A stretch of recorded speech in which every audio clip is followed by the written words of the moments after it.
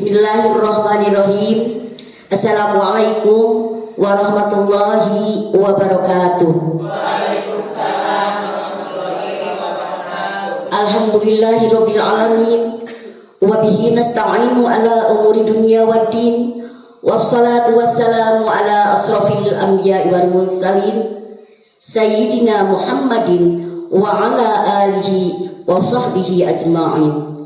Rabbi shrah li sadri wa yassir li amri wahlul 'uqdatam min lisani yafqahu qawli. Amma ba'du. Pertama-tama marilah kita panjatkan puji serta syukur kepada Allah Subhanahu wa taala yang mana telah memberikan kita usia yang panjang serta ada dalam kesehatan. Bersalawat beserta salam semoga selalu terlimpah curahkan kepada Nabi kita, yakni Habibana wa Nabiyana Kanjeng Nabi Muhammad Sallallahu Alaihi Wasallam. Ibu kepala sekolah yang terhormat, ibu-ibu guru yang saya hormati, pada acara hari ini kita akan mengadakan pemaparan diseminasi budaya positif yang akan disampaikan oleh Ibu Haji Lia. Adapun acara selanjutnya, acara untuk hari ini yang pertama sambutan dari Ibu Kepala TK. Kepadanya kami persilakan.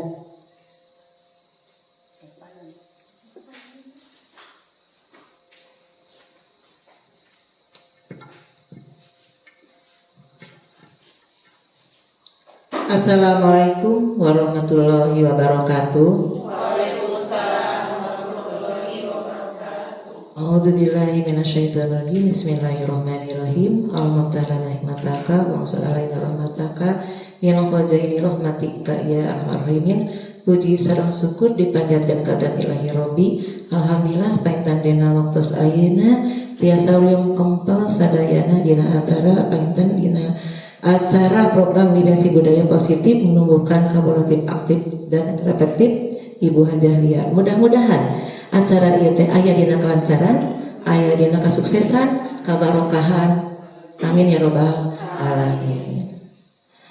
Panginten abdi selaku sesepuh atau nabi lah mohon Ibu Kepala katanya ngahaturkeun nuhun, ngarojong, ngadorong, ngamotivasi ka Ibu Hajah Lia.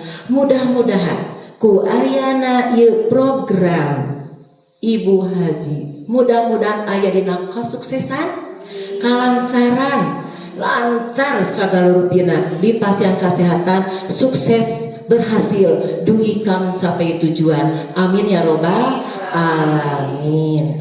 Panginten ti abdina selaku sesepuh ngadoakeun program anu nuju dilaksanakeun, anu nuju dipajeng ku Bu Haji Lia. Ya, mudah-mudahan Bu Haji sukses, berhasil nya, hasil aya dina kabarokahan, sarehat sadayana, salamet Bu Hajina. Amin ya robbal alamin. Panginten ti abdina sesepuh sakitu wae mung tiasa nasihat doa.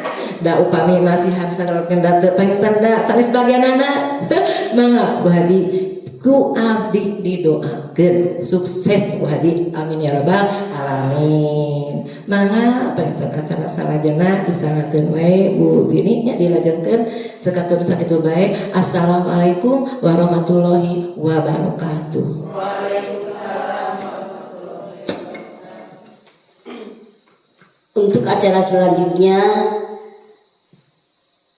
dipersilahkan kepada Ibu Haji Lia untuk memaparkan tentang diseminasi budaya positif. Kepadanya kami persilakan. Ya, terima kasih untuk Ibu Tini yang telah memberi kesempatan kepada saya untuk memaparkan tentang budaya positif. Bismillahirrahmanirrahim. Assalamualaikum warahmatullahi wabarakatuh. Waalaikumsalam warahmatullahi wabarakatuh. Ibu Kepala yang saya hormati, serta ibu guru yang ada di Kecamatan Sariwangi yang juga saya hormati. Untuk hari ini saya akan memaparkan materi tentang diseminasi budaya positif, menumbuhkan kolaboratif aktif dan reflektif.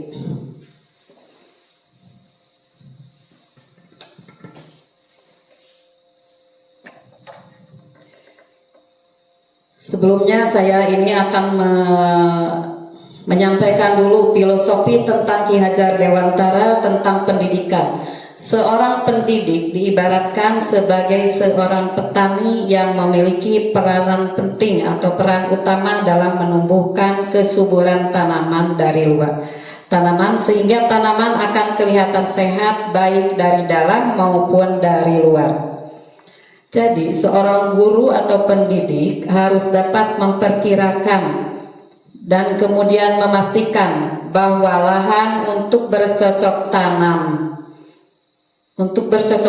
itu memiliki tanah yang subur dan baik untuk ditanami. Tanaman yang ditanam harus mendapatkan perawatan dan hak yang sama sesuai jenis tanaman yang kita tanam, supaya tumbuhnya sesuai dengan kodratnya.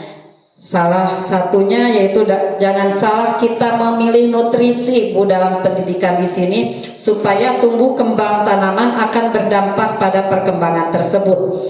Maksudnya dari filosofi ini dari Ki Hajar Dewantara, kita sebagai guru di sekolah adalah kita itu sedang menanam tumbuhan, diibaratkan tumbuhannya itu anak. Jadi dalam mendidik anak di sekolah itu seorang guru itu harus punya tanggung jawab supaya perkembangan anak itu baik dengan cara kita di sini menanam harus sesuai. Di sini kalau guru itu kepada anak itu mendidiknya itu harus sesuai dengan kebutuhan anak atau pendidikan yang berpihak pada anak atau yang berhamba pada anak. Kenapa dikatakan harus berpihak pada anak? Karena kita mendidik anak itu kalau dulu mah kita itu dituntutkan ya, bukan sekarang mah kalau kata filosofi Ki Hajar Dewantara itu bukan dituntut dalam sekolah anak itu, tapi menuntun. Tugas seorang guru itu menuntun anak supaya apa yang kita tujuan dari pendidikan itu tercapai dengan baik. Itu ya Bu ya. Jadi seorang guru itu bukanlah hanya menanam atau tanaman itu supaya tumbuh baik, itu gimana memaksa anak misalkan dalam pembelajaran Bu, tidak baik itu ya. Itu menurut filosofi Ki Hajar Dewantara. Diibaratkan tanaman itu bukan tanaman yang asli bentuk bunga atau tanaman apa. Diibaratkan di sekolah itu kita ini mendidik anak itu misalkan dalam satu kelas ada 15 orang. Berarti kalau diibaratkan tanaman itu jenis tanamannya itu ada 15 tanaman. Kalau di sekolah anak, diibaratkan anak yang kita didik ini dengan berbeda karakter, latar belakang dari lingkungan keluarga atau masyarakat itu pasti beda ya Bu ya. Tidak akan sama. Jadi bukan bentuk tanaman yang asli, tapi anak diibaratkan untuk anak ya Bu ya. Terus hal demikian juga sama seperti seorang pendidik yang jika tidak dapat memastikan tuh anak didiknya itu dapat berkembang dengan baik sesuai dengan kodratnya, yaitu kodrat alam maupun kodrat zaman. Di sini Bu, kodrat alam, kodrat zaman di sini antara alam atau zaman yang dulu dengan sekarang beda ya Bu ya. Pendidikan anak kan beda. Kalau dulu mah perasaan kita tidak ada teknologi, boro-boro teknologi nukarari Bu, smartboard atau napi HP sama sekali tidak ada. Kita betul-betul belajarnya itu dengan media yang ada yang terdekat dengan kita ya Bu ya. Jarang kita menggunakan yang IT kan beda zamannya ya. Makanya kadang anak sekarang kan tingkat SD, SMP, SMA ada pembelajarannya melalui HP. Kalau di TK asal nggak mungkin ya. Tapi memperkenalkan IT dengan alat-alat yang kayak gini, smartboard, smart table gitu ya Bu. Menjadi seorang guru atau pendidik itu harus dapat menciptakan lingkungan belajar di sekolah yang benar-benar nyaman dan aman. Murid akan merasa nyaman dan aman sehingga mereka dapat menikmati pembelajaran yang dilakukan bersama guru dan teman-teman sejawat. Jadi seorang guru haruslah mendidik anak dengan lingkungan yang aman, nyaman, sehingga di kelas anak tidak merasa terpaksa atau tegang atau nyabunya sok aya anak-anak tegang merasa dipaksa, tidak bisa, harus bisa. Apalagi kalau di TK itu pembelajarannya itu bermain sambil belajar, Bu. Jadi tidak dituntut untuk bisa yang kayak anak SD, SMP atau SMA. Dengan dasar aman dan nyaman, murid dalam melakukan pembelajaran di sekolah maka diperlukan sebuah pendekatan yang dapat menjamin murid untuk mencapai kodrat alam dan zamannya. Ya, salah satunya kita sebagai guru di sekolah dapat menerapkan budaya positif. Budaya positif ini perlu diterapkan di sekolah dengan hasil akhir sebuah keyakinan bersama. Jadi dalam mendidik anak kita di kelas sebagai guru tidak memaksakan kepada anak keinginan kita sebagai guru, tapi disesuaikan dengan kebutuhan anak. Jangan memaksakan diri, misalkan apalagi di TK, Bu, kita calistung itu tidak ada ya. Kalau anak dipaksa calistung dengan cara mendidik anak usia SD atau SMP, SMA, itu tidak ada untuk anak TK ya, Bu ya. Jadi boleh kita ada calistung tapi caranya bernyanyi atau mengenalkan lewat kartu-kartu angka atau lewat huruf-huruf, kartu-kartu huruf kepada anak sehingga anak nanti bisa mengenal. Di TK itu mengenal ya, Bu ya. Jadi kita sebagai guru jangan terlalu tinggi kayak ngajar di guru TK itu ngajar di SD atau SMP. Nanti anak merasa tidak siap untuk belajar. Jadi takut datang ke sekolah ya, Bu ya. Gak mau ke sekolah, mama saya takut gak bisa nulis perkalian misalkan, tidak bisa menghitung perkalian atau tidak bisa membaca buku yang banyak seperti buku cerita disuruh. Kalau besok gak bisa membaca buku cerita, jangan sekolah. Nah misalkan gitu, itu ancaman sehingga anak tidak mau. Kalau di TK tidak ada ya, Bu ya. Nah ini di sini ada budaya positif. Apa itu budaya positif, Bu? Budaya positif merupakan nilai atau pesan, keyakinan dan kebiasaan di sekolah yang mengarah pada murid sehingga mampu mengembangkan pribadi murid yang kritis, menghormati, menghargai serta bertanggung jawab.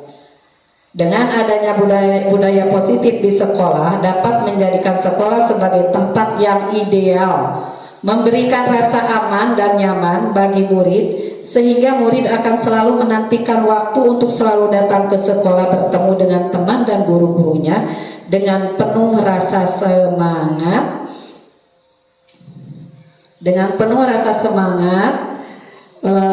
untuk pembelajaran nanti di sekolah. Itu ya, Bu ya. Ini budaya positif bagi guru di sekolah itu harus digunakan. Untuk apa? Supaya pembelajaran yang kita laksanakan di sekolah ini dapat tercapai sesuai dengan harapan, Bu ya. Jangan sampai kita mengajar seenaknya aja, semau kita, atau ya udah, penting mah budak datang ke sekolah untuk belajar, kita menyampaikan pembelajaran, tapi tidak ada kurikulum ataupun patokan-patokannya apa yang harus disampaikan atau tema-tema apa yang harus disampaikan pada hari itu. Disesuaikan dengan usia anak, Bu. Jangan di usia TK dikasih pembelajaran yang di usia SD misalkan. Walaupun kita belajar menulisnya juga cara bermain, Bu. Menyampaikannya dengan kartu huruf ataupun satu huruf, tapi anak bisa tapi tidak dipaksa, bisa tapi tidak dipaksa gitu ya Bu ya. Kita dalam budaya positif ini anak bisa mengembangkan murid yang kritis. Kritis di sini maksudnya anak bisa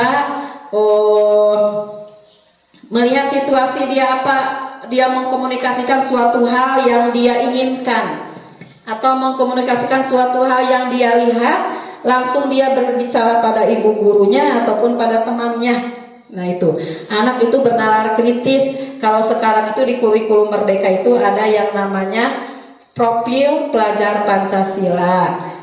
Profil pelajar Pancasila teh ada sebagiannya bernalar kritis, gotong royong, berakhlak mulia, berkebinekaan global, itu ya Bu ya. Dia dapat menghormati dan menghargai, menghormati temannya, menghormati ibu guru. Itu sangatlah bermanfaat anak. Jangankan gitu Bu, di sekolah kan ada 4 kata ajaib kayak gitu, dinyanyikan oleh anak.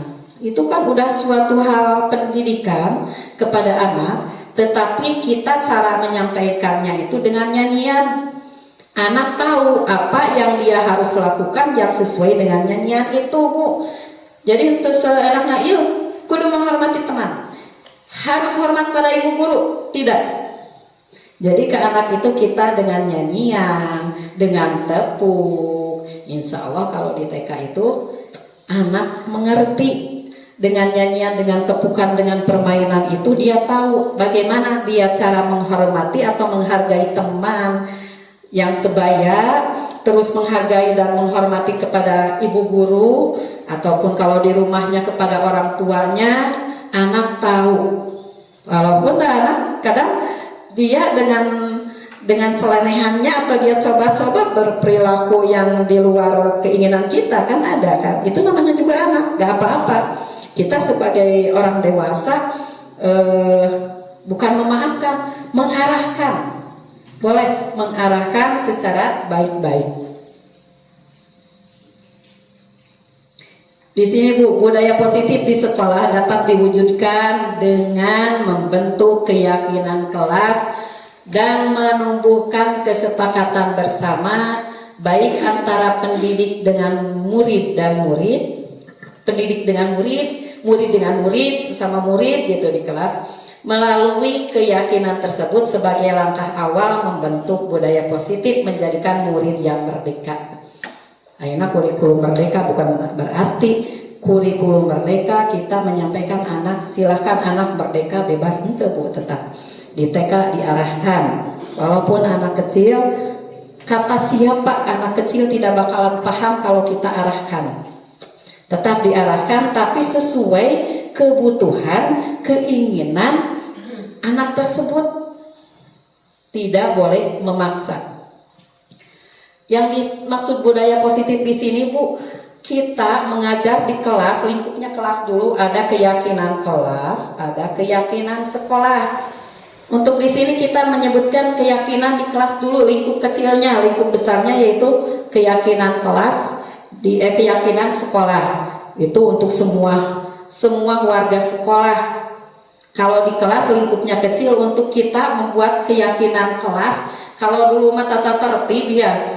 Kalau sekarang itu disebutnya keyakinan kelas, dulu mah peraturan, nah gitu, kayak peraturan. Tapi tidak sama. Peraturan, ada keyakinan kelas. Yang sudah saya coba di sekolah, di sini di kelas, kita buat keyakinan kelas sebelum belajar. Anak sebelum belajar, yuk. Kemarin udah bikin keyakinan kelas. Sekarang untuk hari ini apa ya keyakinan kelasnya? Sambil buat lingkaran itu sesudah berdoa, anak dipinta untuk menyebutkan apa keyakinan kelas untuk hari ini. Anak-anak udah bisa nyebut, silahkan Bu. Nanti ada videonya bahwa anak bisa menyebut kebiasaan keyakinan kelas di kelas ini, kelas saya. Jadi anak menyebutkan misalkan, Bu, sampah jangan berantakan. Itu kan ada apa? Kita saling sama anak ya. Saling maksudnya ada keyakinan kita bersama, bikin aturan, tapi bukan aturan, mungkin keyakinan bersama dengan anak. Sekolah kelasnya Bu tidak berantakan. Oh iya, kata yang satu lagi, Bu, untuk sembarangan buang sampah. Oh iya. Dari semua dari kata-kata anak itu kita simpulkan keyakinan kelas yang ke-1, misalkan gitu ya Bu ya. Yang ke-1 adalah tidak membuang sampah pada tempat sampah. Jadi gitu. Yo, yang ke-1 membuang sampah pada tempat sampah misalkan gitu. 1 itu keyakinan kelasnya.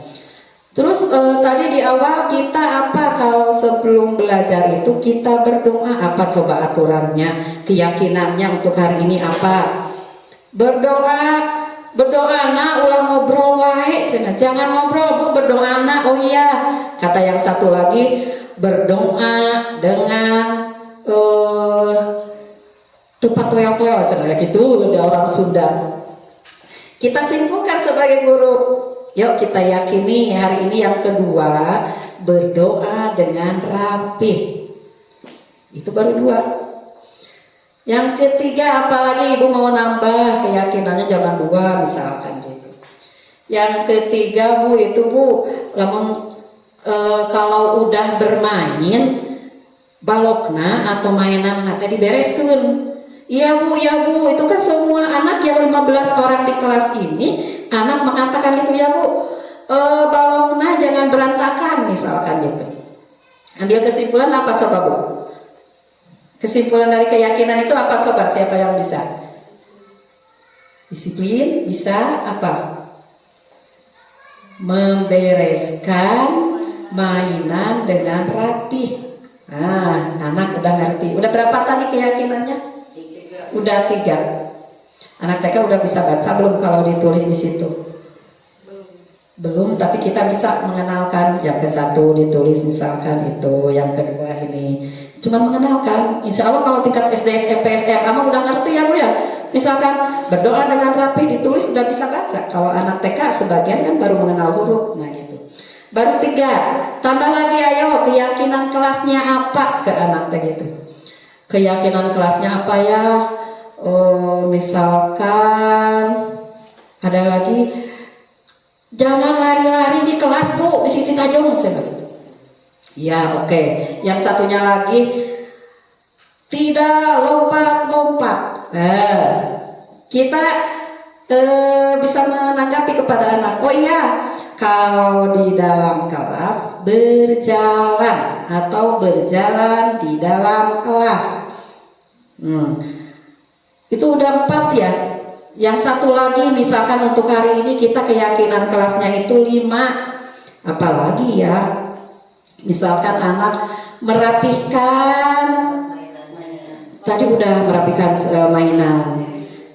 Merapihkan apa lagi ya? Cara menyimpan sepatu misalkan. Anak tahu nyimpan sepatu ke tempatnya.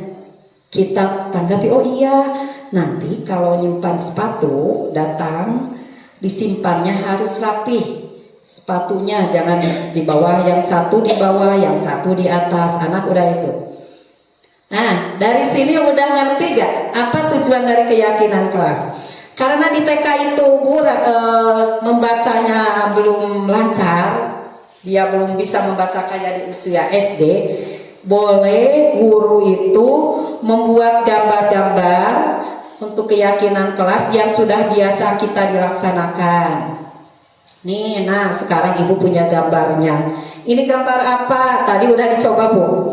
Karena setiap hari saya melakukan keyakinan kelas itu setiap hari dari dulu. Cuman dulu dikatakan bukan keyakinan kelas, taunya itu tata tertib atau peraturan kelas. Di TK itu sebetulnya udah dilaksanakan dari dulu, cuman tidak tahu istilahnya. Karena saya ikut guru penggerak, sekarang baru tahu apa itu namanya yang sudah kita laksanakan. Ternyata itu keyakinan kelas. Kita satu-satu dibuka, anak-anak dengan responnya yang baik. Oh iya Bu itu. Buang sampah pada tempatnya. Padahal terbiasa baca Bu, belum bisa baca anak kan ya. Belum bisa baca yang panjang maksudnya, tapi kan ada sebagian yang udah. Terus kita memperlihatkan gambar ini. Anak dengan respeknya, dengan cepatnya menjawab, oh iya Bu, merapikan mainan. Dia itu membaca gambar, tapi betul itu yang dia amati. Nah ini ada yang sedang berdoa dengan rapi Bu, iya. Padahal di sini nggak ada bacaan berdoa dengan rapi misalkan, tapi anak sudah bisa membaca. Ini banyak gambar-gambar untuk keyakinan kelas ya Bu ya. Itu yang bisa disampaikan kepada anak itu setiap hari. Jadi tujuannya apa Bu? Dari sini apa yang tadi saya katakan yang 5 keyakinan itu tujuannya untuk apa? Iya, untuk mendisiplinkan anak supaya anak tahu gitu. Tanggung jawab, kebiasaan bisa. Jadi itu enak bagi kita sebagai guru ke anaknya itu jangan sampai gini di kelas ada yang lari-lari atau ada yang berantem, kita sebagai guru langsung ngebentak, hai lari-lari misalkan, duduk, enggak. Tapi temannya mengingatkan, Bu, tuh misalkan Cek Dodi itu kan tadi udah tahu keyakinan kelasnya, berjalan di dalam kelas. Hei, berjalan di dalam kelas itu udah muncul kedisiplinan untuk dirinya mengingatkan temannya juga tahu. Oh iya, kalau saya bukan guru yang mengatakan oh itu melanggar keyakinan kelas, tidak. Tapi anak sadar sendiri bahwa itu yang dia lakukan itu sudah melanggar keyakinan kelas yang disepakati di awal gitu. Kan udah sepakat di awal tadi, kata temannya, bukan tadi awal udah ya, di awal belajar kita bikin keyakinan kelas, tapi kenapa tuh si Neng itu dia berantem sama temannya? Kan gitu. Jadi kalau ada yang berantem gimana? Minta maaf, ayo nyanyi. Kan di awal belajar kita nyanyi, kalau berbuat salah minta maaf, kalau butuh bantuan minta tolong, kalau dapat hadiah ucap terima kasih, kalau kau mau lewat ucapkan permisi. Itu suatu nyanyian, tapi anak tahu. Walaupun katanya Bu sekarang gini anak dengan langsung maksudnya berperilaku sama temannya nonjok ataupun nyubit, kita tidak boleh membentak, ayo coba minta maaf, enggak. Nih, nah kalau tadi kan temannya nangis kenapa? Sebaiknya kita itu apa? Teman yang lainnya itu nyanyi, menyampaikannya dengan nyanyian. Jadi enak ke kitanya hatinya tenang, anak yang lain menyampaikannya juga tidak dengan kekerasan atau dengan bahasa yang kasar misalkan ke temannya, dengan nyanyi semuanya. Itulah di TK Bu. Jadi kejadian apapun yang ada di TK ataupun ada nyanyian, anak dengan refleks bernyanyi menyampaikannya. Jadi kan santai ya kalau di TK itu gitu dengan nyanyian. Nah gini, penerapan budaya positif melalui keyakinan kelas pada murid taman kanak-kanak. Sejalan dengan pemikiran Ki Hajar Dewantara yang menggambarkan bahwa guru adalah diibaratkan seorang petani dan sekolah adalah tempat untuk bercocok tanamnya. Jadi dapat dilihat tergambar sebuah tanggung jawab yang besar yang dititipkan pada seorang guru. Salah satu tanggung jawabnya yaitu bagaimana seorang guru mampu menciptakan lingkungan positif yang memberikan rasa aman dan nyaman. Lingkungan aman nyaman itu adalah langkah awal dalam menciptakan budaya positif di sekolah dan menjadi impian bagi seluruh warga sekolah, karena sekolah merupakan salah satu tempat untuk menumbuhkan karakter. Jadi setiap murid itu punya karakternya masing-masing. Bukan kita menyekat bahwa anak ini karakternya itu jelek, mengatakan bahwa anak ini karakternya jelek, tapi apa? Karakter pada anak ini kita kembangkan, kita arahkan kepada yang positif gitu ya Bu ya. Anak ini mah misalkan orangnya itu beringasan atau orangnya nakal, tidak ada anak yang nakal, tapi kita sebagai orang dewasa membimbing, mengarahkan ke arah yang baik gitu, yang positif ya Bu ya. Jangan seenaknya anak sekarang misalkan nendang temannya, kamu itu nakal, gimana dipolototan gitu. Enggak ya Bu ya. Ternyata bukan nakal, tapi dia justru lagi mengekspresikan. Cuman dalam mengekspresikan itu ke yang negatif atau yang positif.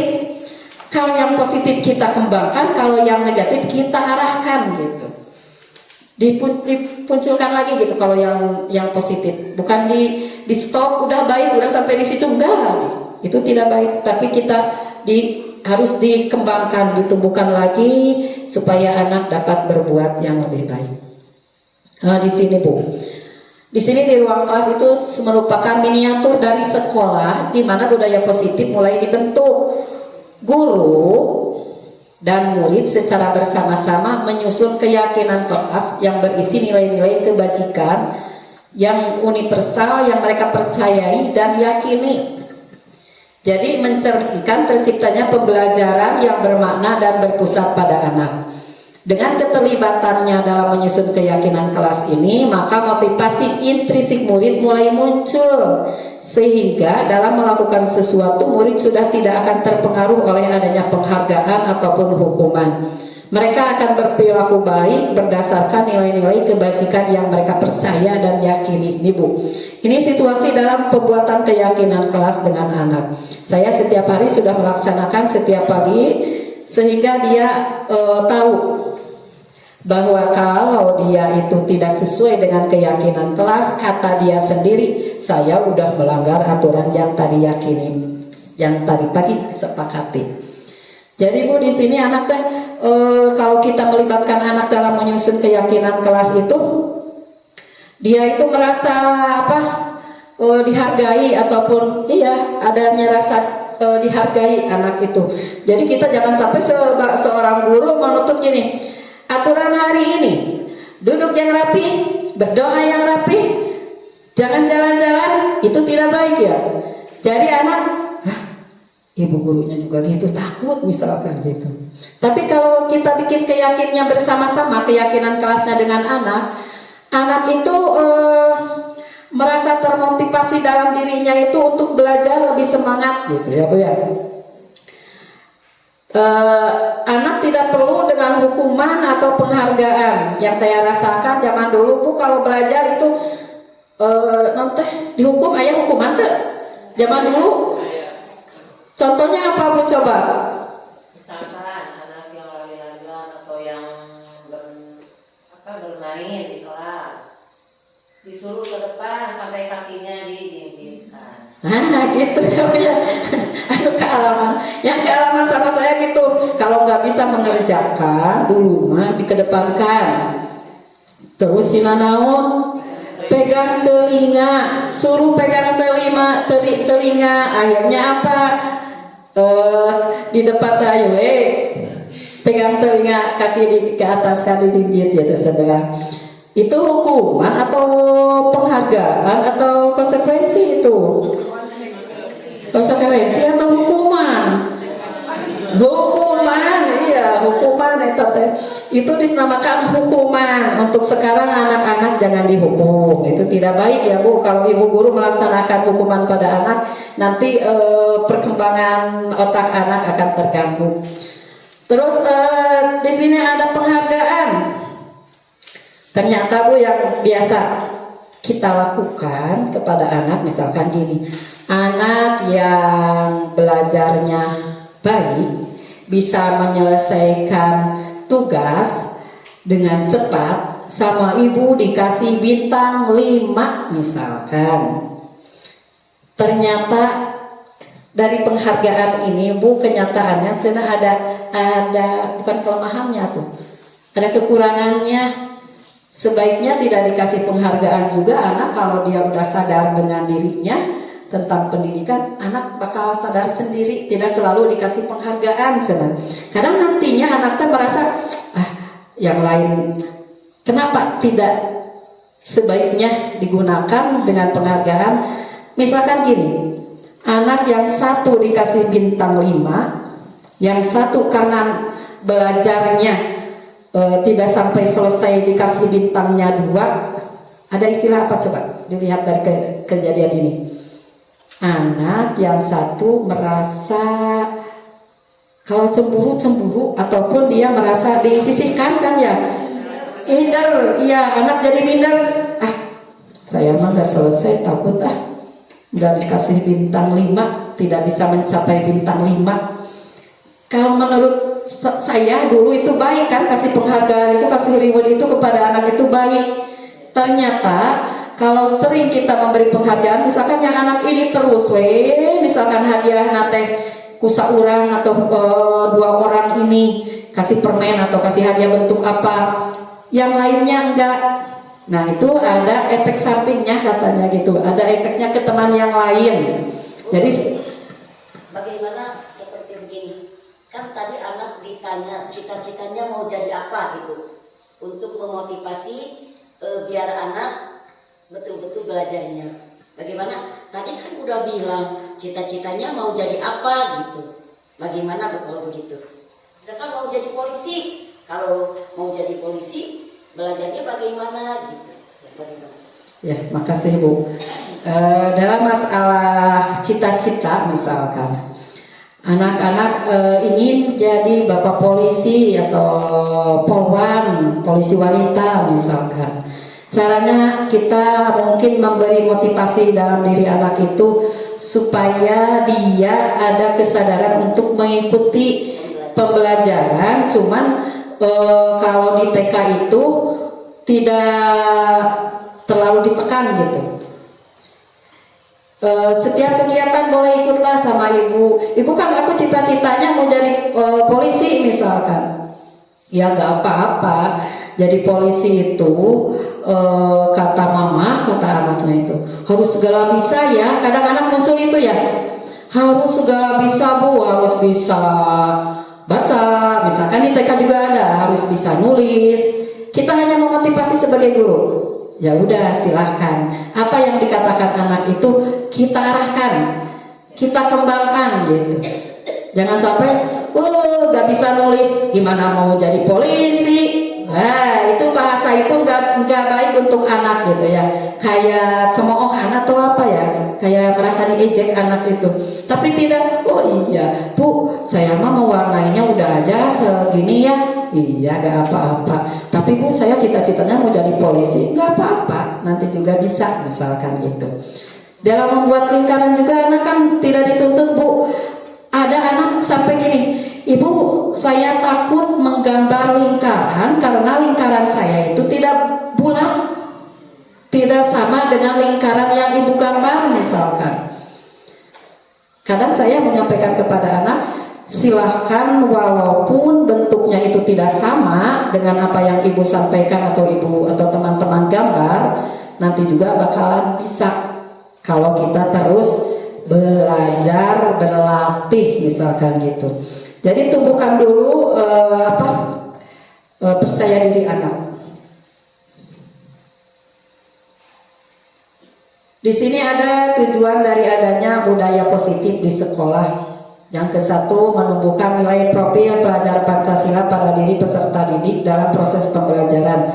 Yang tadi ya Bu, profil pelajar Pancasila, bertakwa, beriman dan bertakwa kepada Tuhan Yang Maha Esa, berakhlak mulia, terus gotong royong, benar kritis, itu yang masuk kepada profil pelajar Pancasila. Yang kedua yaitu memahami konsep posisi kontrol sebagai pendidik dan konsep kebutuhan dasar manusia. Yang ketiga mampu memahami penerapan segitiga restitusi sebagai cara penyelesaian dan solusi permasalahan di sekolah. Yang keempat, terciptanya budaya positif melalui keyakinan kelas yang telah disepakati bersama. Yang kelima, menumbuhkan motivasi intrinsik pada murid serta mewujudkan pembelajaran yang berpihak pada murid, meningkatkan rasa percaya diri dan keberanian dalam mengungkapkan gagasan nilai-nilai kebajikan. Tertanamnya nilai-nilai kebajikan yang akan menumbuhkan budi pekerti yang baik pada murid. Yang ke satu itu tadi profil pelajar Pancasila, yang kedua posisi kontrol. Nanti ada posisi kontrol sebagai pendidik, sebagai guru ya Bu ya. Apa saja posisi kontrol sebagai pendidik itu?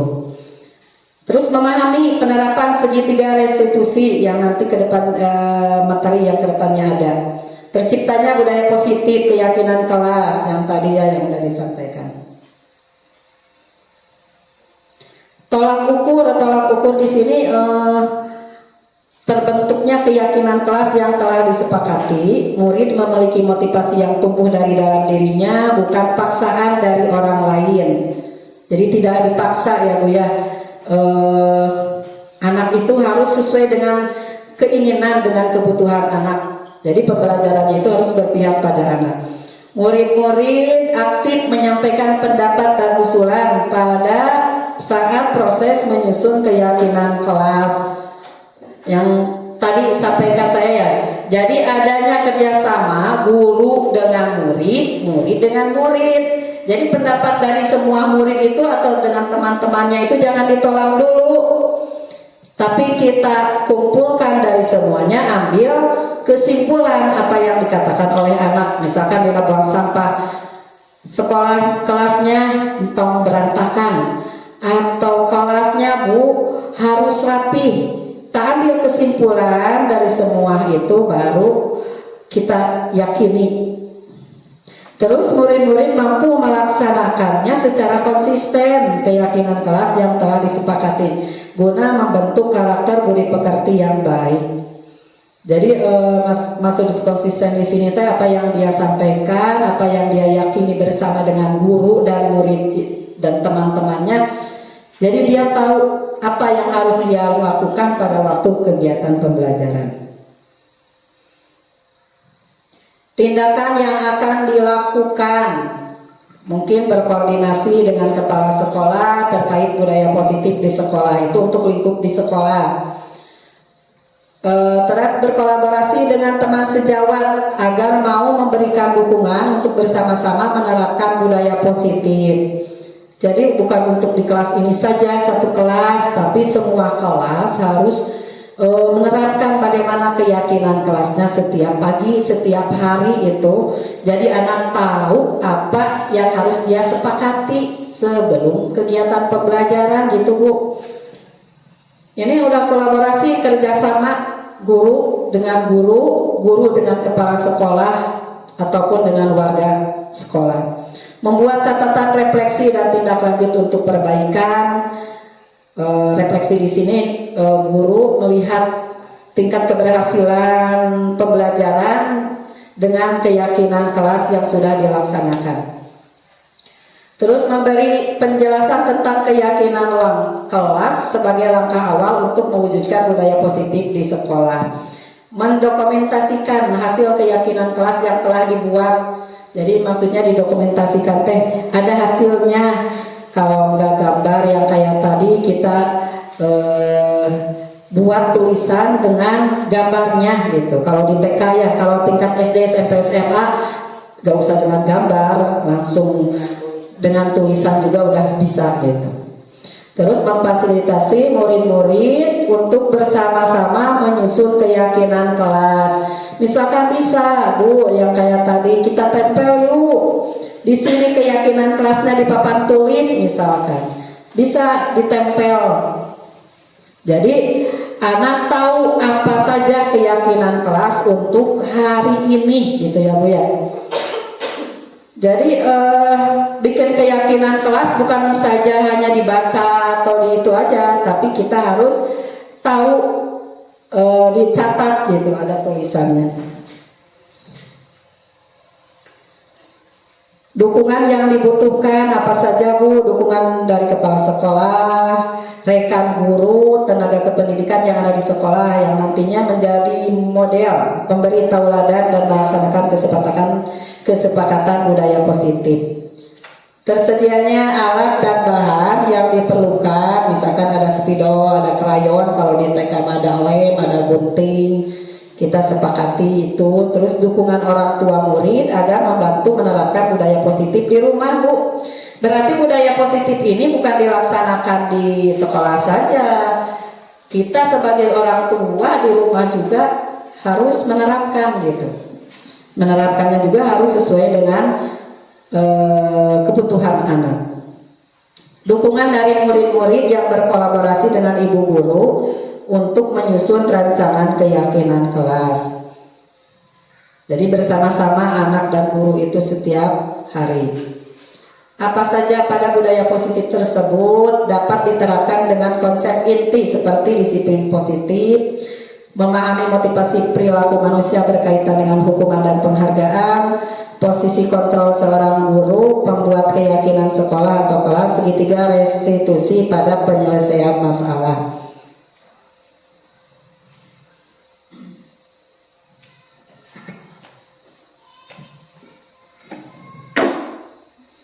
Tahu di sini apa yang disebut posisi kontrol seorang guru, gitu. Ada sebagai penghukum guru teh, yang pembuat merasa salah, ada sebagai manajer, ada pemantau, ada teman. Yang saya rasakan yang sering dilakukan itu sebagai pemantau dan teman. Pemantau teh bu, memantau udah selesai belum itu pekerjaan anak, misalkan gitu ya. Apakah anak itu sampai di mana menyelesaikan tugasnya gitu. Ya seenaknya kan. Perasaan itu hal yang baik menurut saya sebagai guru. Kenyataannya bu, kalau hanya pemantau itu tidaklah baik, kurang baik atau gimana ya, asa kurang pas kalau digunakan. Ada sebagai teman, ada sebagai penghukum yang tadi kayak tadi. Coba misalkan, kenapa kamu lari-lari di kelas? Coba ke depan, berdiri di depan. Nah kayak gitu. Nah itu semacam hukuman gitu. Anak justru bukannya mau belajar, tapi merasa apa bu? Merasa tertekan, takut sama Ibu Lia mah gak mau karena Ibu Lia mah suka menghukum anak katanya gitu. Jadi anak teh malas untuk ke sekolah karena yang dalam pikiran anak itu di kelas Bu Lia mah galak, jadi saya nggak mau, takutnya dihukum. Sebelum masuk ke sekolah juga dia di rumah udah kebayang gitu. Akhirnya pembuat merasa salah. Gini misalkan, anak memberantakan mainan dengan temannya bermain, misalkan main puzzle, berantakan, dia lari kemana? Misalnya ibu guru nanti aduh Neng, tadi ibu kan udah diberesin sama ibu, kenapa kamu ngeberantakin lagi? Nah, jadi anak teh kenapa ya Ibu Lia mah misalkan menyalahkan saya, jadi anak merasa bersalah. Itu juga tidak baik untuk seorang guru. Di sini kita lihat kalau kita sebagai manajer, apa saja kalau tugasnya sebagai manajer. Nah, di sini posisi kontrol seorang guru itu sebagai manajer bu. Guru berbuat sesuatu bersama peserta didik dengan mempersilahkan peserta didik untuk mempertanggungjawabkan perilakunya dan mendukungnya agar dapat menemukan solusi tentang permasalahannya. Posisi manajer mengacu pada restitusi yang dapat menjadikan peserta didik sebagai manajer bagi dirinya sehingga terciptanya identitas positif pada dirinya.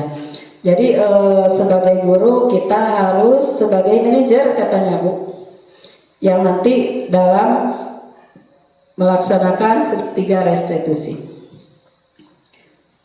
Nah, keyakinan kelas bu, yang tadi guru berperan menjaga terbentuk keyakinan kelas dengan disepakati antara guru dan peserta didik.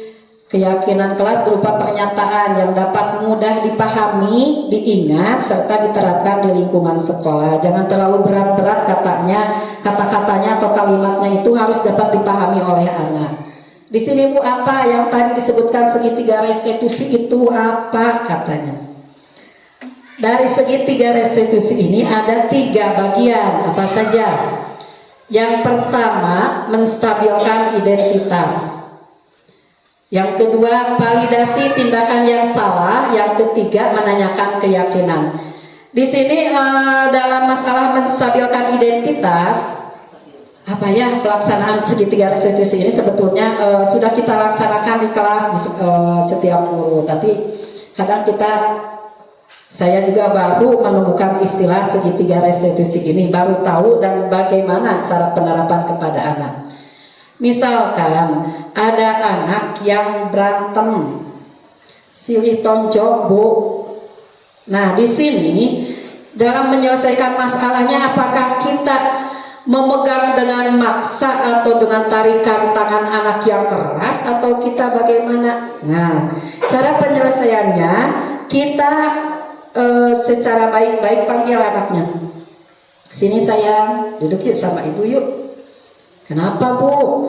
Tadi nih misalkan Cep Danis sama Cep Parel tadi kan berantem, terus yang nangis itu Cep Parel, kenapa ya? Nah gitu. Jadi kita menstabilkan anak dulu. Gak apa-apa, setiap orang pasti ada kesalahan. Jadi anak tidak merasa takut gitu, takut disalahkan, merasa disalahkan. Jadi kita menstabilkan dulu identitas. Sesudah itu kita validasi tindakan yang salah. Cep Danis yang tadi lakukan Cep Danis ke Cep Parel, apakah bagus atau tidak, misalkan gitu. Mungkin anak menjawab tidak bu, oh iya. Terus kalau besok atau nanti akan melakukan lagi enggak bu, misalkan. Nah itu kita validasi dulu tindakan yang salahnya itu apa, di mana, atau lagi berdoa anak merasa ngobrol terus. Nah itu bisa dipanggil, cara penyelesaiannya itu tidak di kekerasan. Terus menanyakan keyakinan kelasnya, kita menanyakan apa yang tadi sepakati di awal. Bu tadi katanya harus misalkan keyakinan kelasnya itu, jika kita berbuat salah pada teman harus apa, misalkan gitu, kita harus meminta maaf. Itu bu, jadi segitiga restitusi itu sebetulnya kita harus bertahap ya bu. Jangan dulu langsung penyelesaian masalah, coba minta maaf misalkan gitu. Itu bu, cari dulu menstabilkan identitas diri anak dulu, baru menanyakan tindakan yang salah dan apa keyakinan kelas yang dari awal itu. Tuh ini bu, keyakinan kelas, kegiatan keyakinan kelas yang sudah saya laksanakan setiap hari. Tuh refleksi dari kegiatan ini yaitu curah pendapat untuk menyusun keyakinan kelas. Setelah mendapatkan arahan dari guru, anak-anak menyampaikan pendapatnya dengan menyampaikan kepada guru meskipun belum bisa menyusun kalimat dengan terstruktur, kan anak TK belum bisa secara kompleks ya, sebelum terstruktur. Sehingga guru membantu menjelaskan maksud yang disampaikan. Setelah mengiyakan, kemudian guru menuliskannya di papan tulis dengan menyempurnakan kalimat yang dimaksud. Maka terkumpullah beberapa masukan yang akhirnya disepakati bersama agar mempermudah anak mengingatnya. Kalimat-kalimat yang telah dibuat anak ditambah dengan gambar, karena di TK itu tidak bisa membaca ya punya. Jadi kita membuat gambar. Jadi anak itu bukan membaca kalimat tapi membaca gambar. Terima kasih. Iya, silakan bu. Pemaparan dari saya segitu. Cuman siapa yang mau bertanya? Silakan. Sini bu ini. Terima kasih. Bu, tadi dalam nomor 3 ada di dalam penerapan, bagaimana cara penerapan segitiga restitusi pada kegiatan sehari-hari. Terima kasih. Ya, terima kasih untuk Bu Tini. Insya Allah saya akan jawab ya. Dalam penerapan segitiga restitusi dalam kegiatan sehari-hari, jadi apa yang terjadi pada hari itu, misalkan jadi anak harus permasalahan yang dihadapi anak itu harus diselesaikan. Dengan penerapan segitiga restitusi yang barusan itu, kita menstabilkan dulu anak. Misalkan sehari-hari anak dengan kejadian yang secara dadakan, kan anak mah tidak bisa diprediksi ya. Maksudnya ini anak bakal berantem dengan ini, gak mungkin kan. Tidak setiap hari anak berantem dengan ini, ataupun tidak setiap hari anak lagi berdoa itu ngobrol terus, kan gak mungkin ya. Ada waktunya rapi, ada waktunya dia ngobrol dengan temannya gitu. Jadi kita secara refleks gitu melihat kejadian waktu itu. Misalkan anak lagi berdoa, tapi bukan waktu berdoanya kita memanggil anak itu. Nanti kita berdoanya nanti, sesudah beres berdoa baru kita menyelesaikannya gitu ya. Dipanggil anaknya, terus kita selesaikan permasalahannya gitu ya Bu ya. Terus di mana lagi? Siapa lagi yang mau bertanya?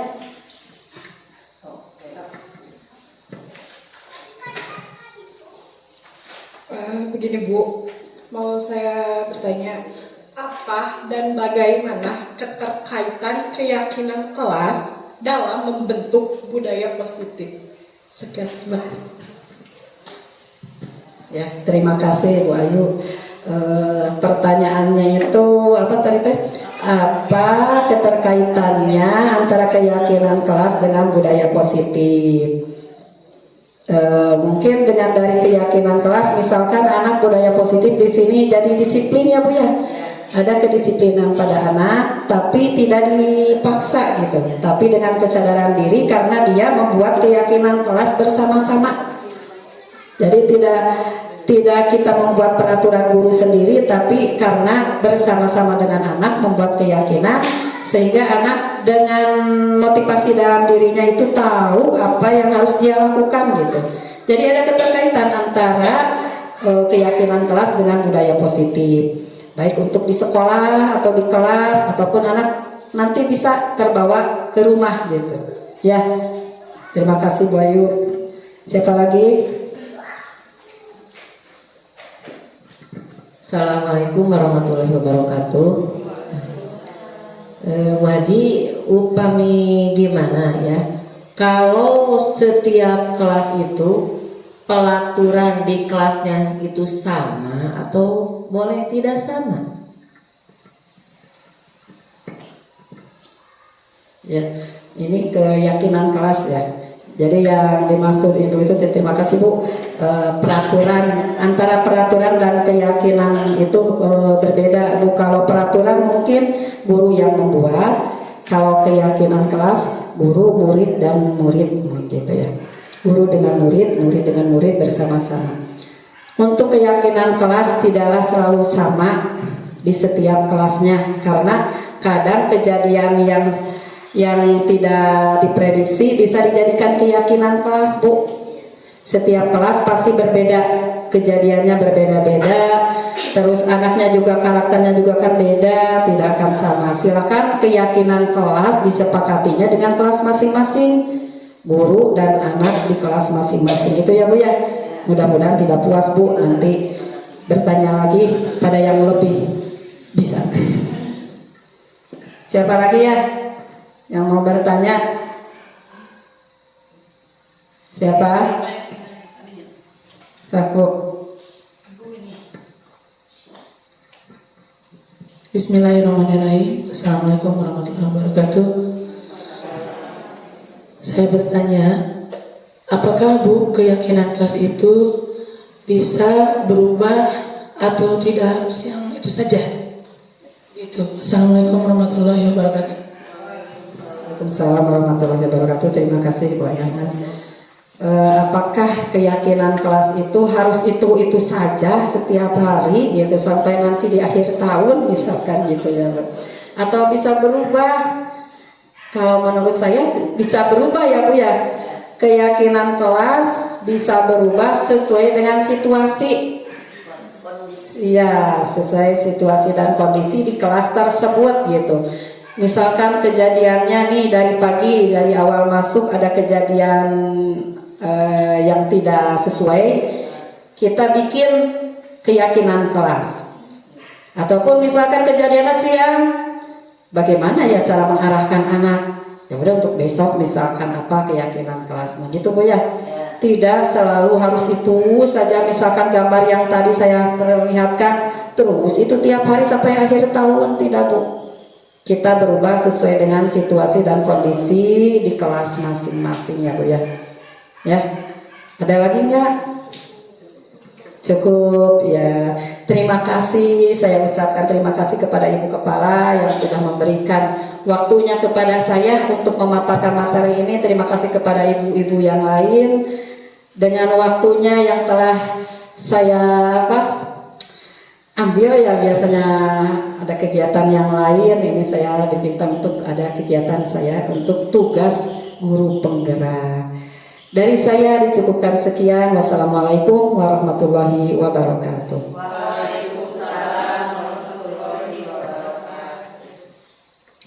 Terima kasih kepada Ibu Haji Lia yang telah memaparkan dari mulai dalam acara pemaparan budaya positif.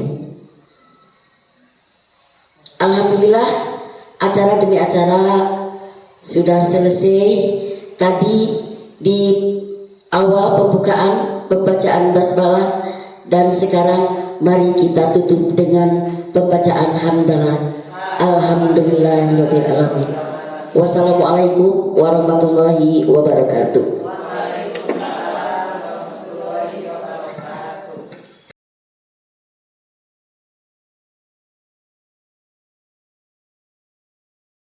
Selamat pagi anak-anak.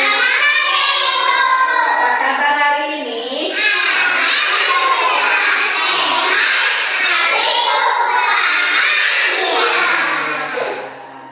Sebelum melakukan kegiatan pagi hari ini, kita membuat dulu keyakinan kelasnya. Nah, apa keyakinan kelasnya hari ini? Jangan lari-lari. Iya, buang sampah pada tempatnya. Apalagi? Iya, jangan tidak ganggu teman. Apalagi? Tidak buang sampah sembarangan, berjalan di dalam kelas. Harus apa kalau berbuat salah sama teman? Harus baik sama teman. Berdoanya bagaimana? Kalau lagi berdoa harus rapi. Lihat itu di sini ada keyakinan kelasnya yang hari ini barusan disebutkan. Apa ini? Kalau lagi berdoa harus rapi. Tuh, yang ke satu ini keyakinan kelasnya. Yang kedua, berjalan di dalam biar duduknya rapi. Siapa yang duduknya rapi? Neng.